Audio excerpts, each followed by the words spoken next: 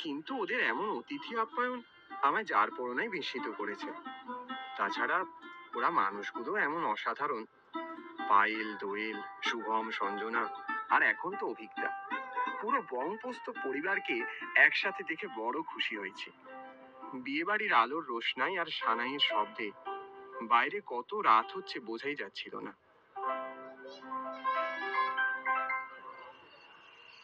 Hello, আরে এই তো, আর 10-20 মিনিটের মধ্যেই ঢুকছি। হ্যাঁ, ধুর, বলিস না, রাস্তায় দেখলাম একটা বুড়ো অ্যাক্সিডেন্ট হয়ে পড়ে আছে। তোরা তো জানিস আমার আবার একটু দয়ার শরীর, তাই ভাবলাম হাসপাতালে নিয়ে যাই। আরে না না, কোনো লাফড়ায় জড়াবো না। তাহলে কি করবো এখন বডিটাকে নিয়ে? রাস্তায় ফেলে দেবো? হ্যাঁ, আচ্ছা ঠিক আছে। আহ, আমার ছাড়, এই বুড়োটা আবার বেঁচে উঠলো কি করে? আহ, আহ, আমার ছাড়ো, আমার ছাড়ো, ছাড়ো। কি রে, সাহস তো কম নয়। কেউ কেউ বাঁচাও, কেউ বাঁচাও, কেউ বাঁচাও আমায়। আহ, আহ।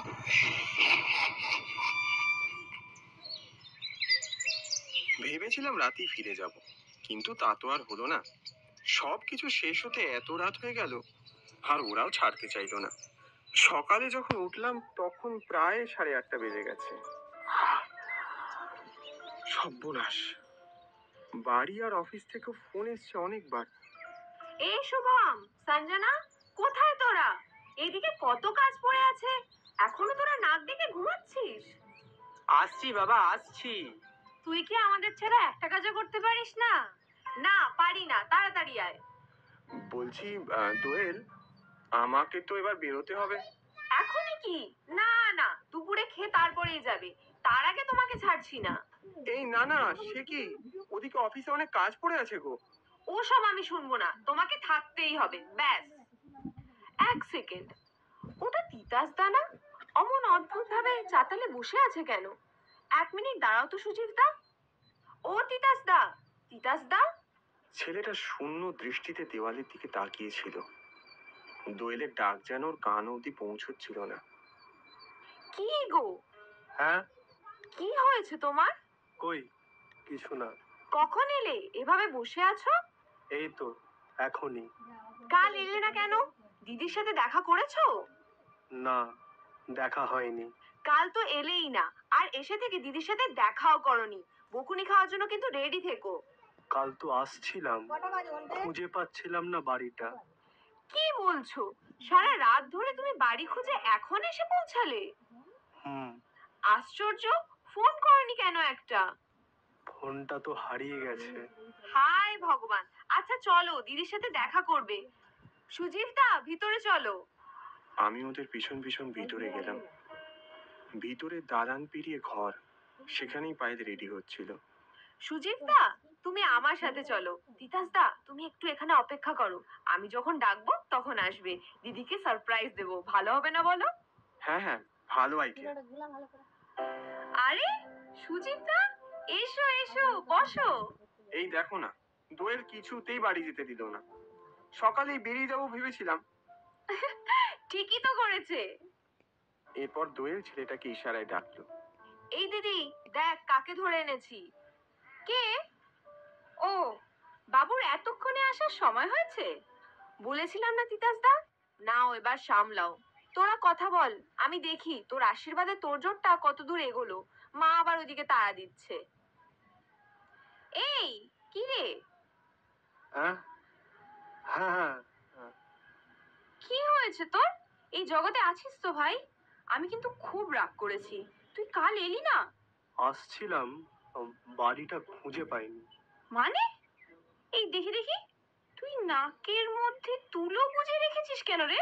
খোল, পাগল হয়ে গেলি নাকি? না, থাক, ওটা থাক। অদ্ভুত তো, কোন সুস্থ মানুষ এমন নাকে তুলো গুজে ঘুরে বেড়াতে পারে নাকি? মাথাটা গেছে তোর। উস্কো খুস্কো চুল, জামা কাপড়ের কি অবস্থা করেছিস, কেমন ভূতের মতন দেখতে লাগছে। যাক, তাও যে এসেছিস, ধন্য হয়েছি আমি। যা এখন ফ্রেশ হয়ে ব্রেকফাস্টটা করে নে। নিধি, তুমি একটু ওকে ওয়াশরুমটা দেখিয়ে দাও না। যা, ওর সাথে যা। কেমন জড় পদার্থের মতো মেয়েটার সাথে চলে গেল পায়েলের ওই বন্ধু। ঠিক তখনই দোয়েলের ডাক। এই সুজিত দা, খাবে এসো, তোমার ব্রেকফাস্ট রেডি হয়ে গেছে।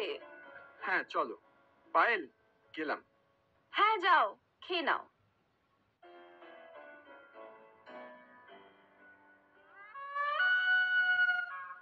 খোকা ঘুমালো, পাড়া জুড়ালো, মুরগি এলো দেশে, বুলবুলিতে ধান খেয়েছে, খাজনা দেব কিসে? ভুবন, ভুবন আমার সোনা ছেলে, ভালো ছেলে, ঘুমিয়ে পড়। দেখ, দেখ আমি তোর মাথায় হাত বুলিয়ে দিচ্ছি। হ্যাঁ, এমন পাগলামি করিস না বুবুন। বুবুন শান্ত হ। বুবুন, বুবুন ও আর ফিরবে না। খোকা ঘুমালো, পাড়া জোড়ালো, মুরগি এলো দেশে। এই তিতাস, তুই এখানে বসে বসে দুলছিস? কখন থেকে খুঁজছি, সবাই ডাকছে তোকে। কি রে, কি হয়েছে তোর? এইভাবে তাকাচ্ছিস কেন? চল। আহ, আহ, কি করছিস? ছাড় আমায়, লাগছে। আহ, আমার লাগছে, ছাড়। আমার ছেলেটাকে মেরেছিস, মেরেছিস তুই, ওকে পাগল করেছিস। তোকে আমি শেষ করে দেব, শেষ করে দেব। পায়েলের গলার শব্দ পেলাম না।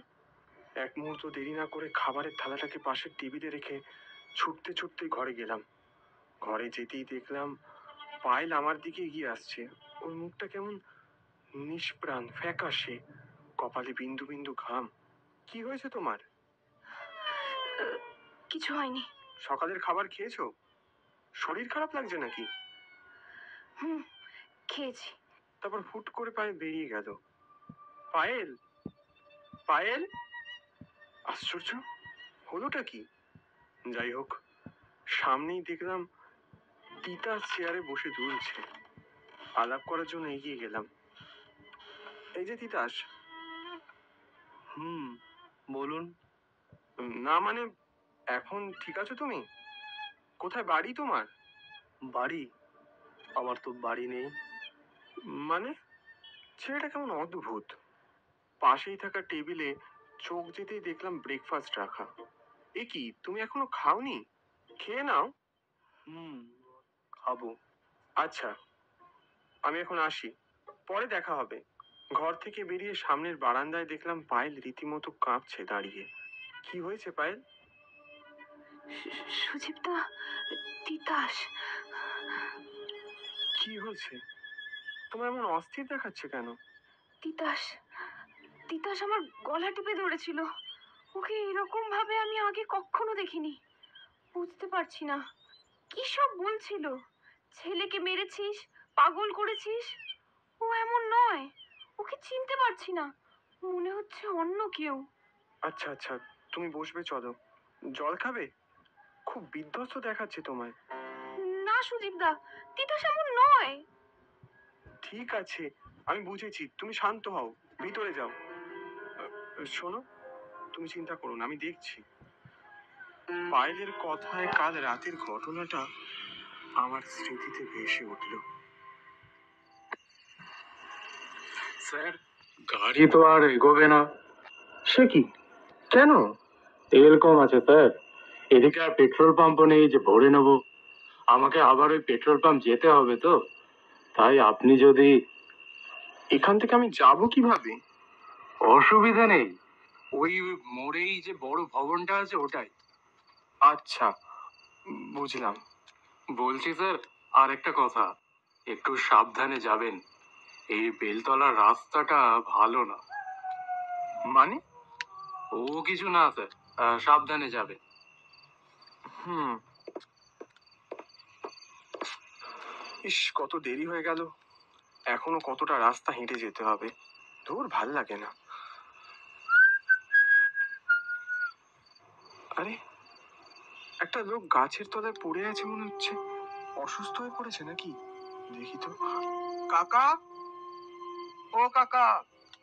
আশ্চর্য, কি করি এখন? দূরে কোন বিপদে ফেসে গেলাম। এখানে বেশিক্ষণ থাকাটা নিরাপদ নয়। হাঁটা দিই। কে? কে? যাস না, যাস না বাবা। ও বিয়ে বাড়ি নয়, ও তোর জন্য নরক।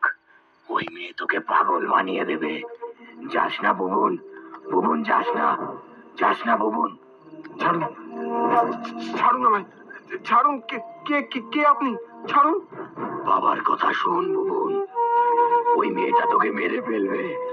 ও আমাদের শান্তিতে থাকতে দেবে না বুবুন। ছাড়ুন, ছাড়ুন আমায়, ছাড়ুন। ছাড়ুন আমায়, ছাড়ুন। ছেড়ে দিন, ছাড়ুন। শীতের বেলাতেও ঘেমে উঠলাম কাল রাতের ওই ঘটনার কথা ভেবে। কি জানি কি মনে হতে এক পা করে এগিয়ে গেলাম ওই ঘরের দিকে। উঁকি দিতেই চমকে গেলাম। এ কি, তিতাসের পরিবর্তে ও কে? চেয়ারে বসে তুলছে। ও তো কাল রাতের সেই বুড়ো লোকটা। আমার দিকে হঠাৎ ঘাড় ঘুরিয়ে বলল, কে বুবুন?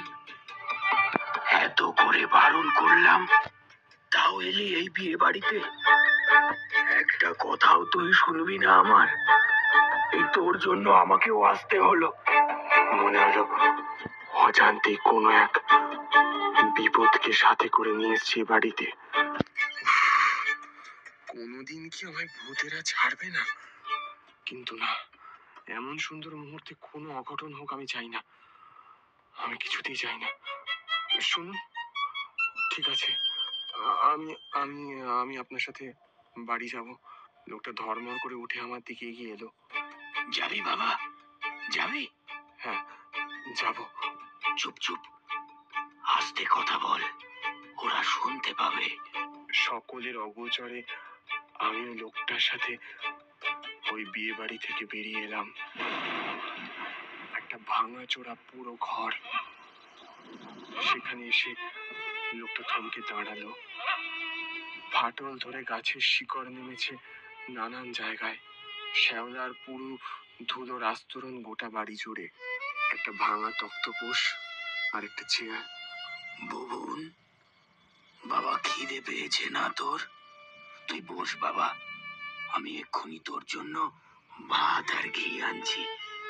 সেই আগের মতো তোকে নিজের হাতে খাইয়ে দেব।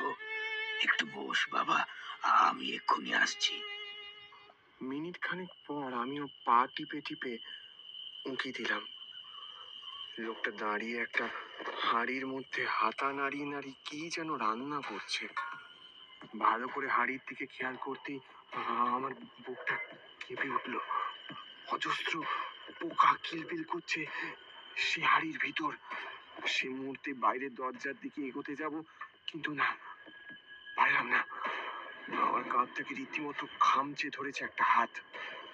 এ কোনো রক্ত মাংসের হাত নয়, হাড়গোড় সর্বস্ব একটা কঙ্কালের জীর্ণ হাত। কোথায় যাচ্ছিস বুবুন?